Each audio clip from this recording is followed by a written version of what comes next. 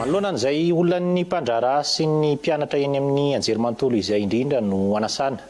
ny sekretera jeneraly ministeran'ny fampiroboroboana ny Aitao Rakajimrindra, ny Paostra ary ny fifandraisan-davitra Andriamatoa Rasoanaivo Andry hitondra fanazavana manodidina an'izany ao anatin'ny zaram-pandaharana l'interview anio alina araoary. Ahoana amin'ny fandaminana amin'ny fandefasana vatsim-pianarana sy ny karama mampiasa ny université? Ny tsara fantatsika aloha zany amin'ny momba ny boursan'ny mpianatra dia ao anatin'ny ataontsika hoe velarano faraka ambe folo ny fitondram-panjakana tsika amin'izao fotoana izao zany ao anatin'ilay ataontsika hoe modernisation ny paiement sy ny modernisation ny état zany dia anisan'ny paikady anankiray ho ataontsika zany ny resaka boursa amin'ilay ataontsika hoe digitalisation mba ahafahantsika misoroka an'ireo ataontsika hoe corruption sy ny anaovantsika ny économie d'échelle zany amin'izao fotoana zao. Manao ahoana fandaminana ny paiement ny bourse io zany dia misy ministère maromaro zany no miasa ao anatin'izy io. Ao ny enseignement supérieur zay ny université no miankina aminazy, ao ny ministère ny fampiroboroboana ny Aitao Rakajimrindra zay mandrindra aneo resaka digitalisation io, ary ao ny postra malagasy zany izay manao ny resaka paiement zany. Io resaka boursa io zany dia misy étape anankitelo zany. Ao ny resaka qualification sy ny stabilisation ny données, ao ilay ataontsika hoe activation ny carte. Ilay carte moa zany tsara mariantsika tsara hoe carte multifonction izy io misy fonction zay momba ny carte bancaire ary misy fonction anankiray zay anaovantsika ny suivi ny parcours ny mpianatra zany. Donc ny fandaminana zany amin'izao fotoana zao zany dia hoe ny université sy ny mesupres no mandama ny lista sy ny montant ny bourse izay pena. Ny ministèran'ny fampiroboroboana ny Aitao Rakajimrindra no mandrindra ny fametrahana an'ireo données ireo ao anatina logiciel izay anaovana ny paiement ny bourse, ary ny postra malagasy no mandoa raha ohatra izy ka atao paiement de masse ary any amin'ny banque ny BOA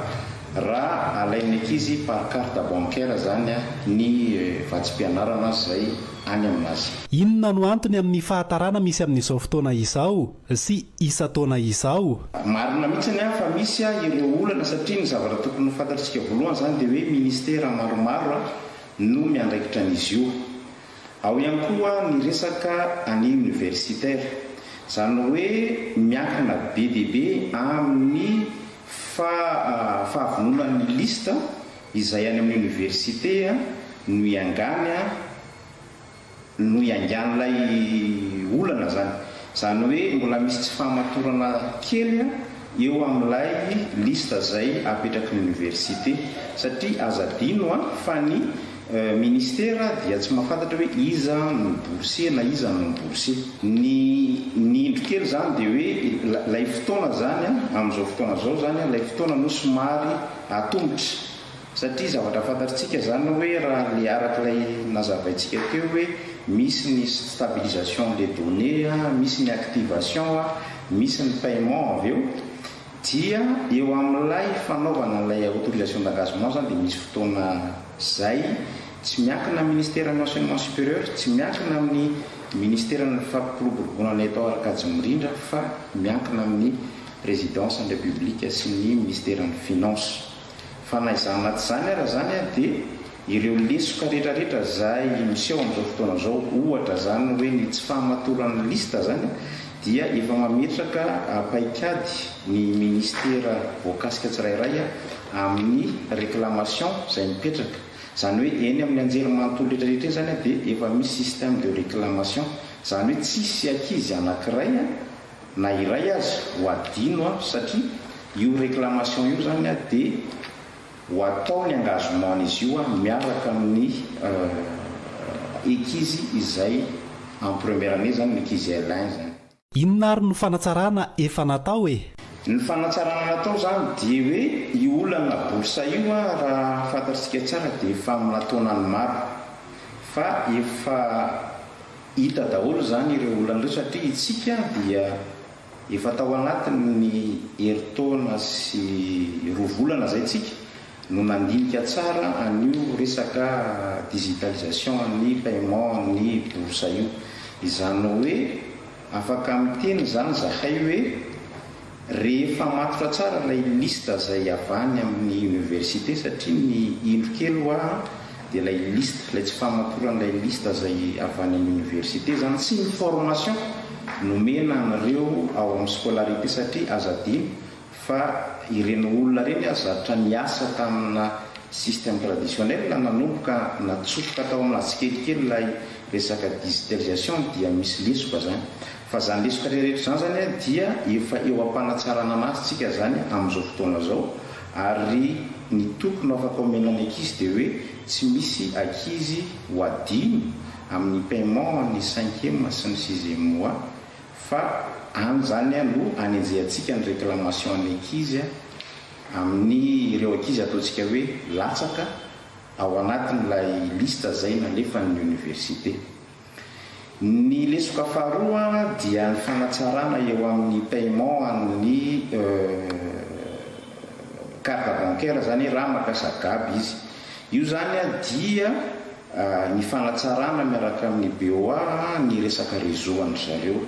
satria zany ilay micro coupure au niveau an'ny gaby ny BOA no miteraka n'ilay olana dia efa miresaka tsara zahay zany amin'izao fotoana zao amin'ny BOA izay mpiara miombonatoka amin'ny postra malagasy amin'ny digitalisation ny paiement ny boursa io. Ny fanjakana ary ve afaka manome tokony tsy hiverimberena ny olana intsony? Eo am-pandaminana zany tsika anareo ataontsika hoe réclamation zany hoe misy anankiroa lehibe zany ireo réclamation ireo mba tsy ampiverina anazy tsony zany dia ny resaka izay atao amin'ny université hoe tokony mijanona tanteraka mihitsy ny inscription satria zany ny zavatra misy dia mbola tsy mety tapitra foana ilay lista avany amin'ny université fa tokony tonga zany fotoana hoe mijanona ny lista. Faharoa manaraka an'izay dia